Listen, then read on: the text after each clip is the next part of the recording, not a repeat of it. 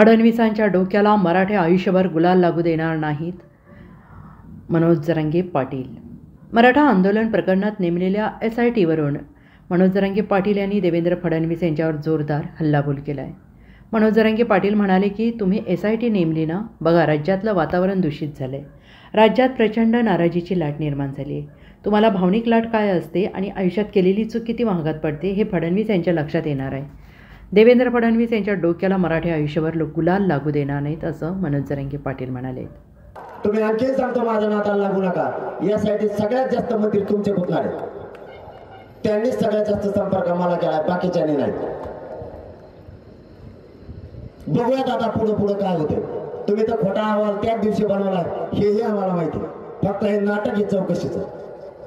तुम्ही मराठ्यांवर किती अन्याय करणार आहे हेही माहिती. पण तुमचे दिवस सुद्धा थोडे नसता. तुमच्या पुढे एकच पर्याय, मला राजकारणाचं देणं घेणं नाही.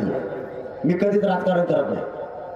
राजकारण माझा मार्ग नाही. मला माझ्या गोरगरीब मराठ्यांना आरक्षण पाहिजे. Bureau report, SBN Marathi, Jalna.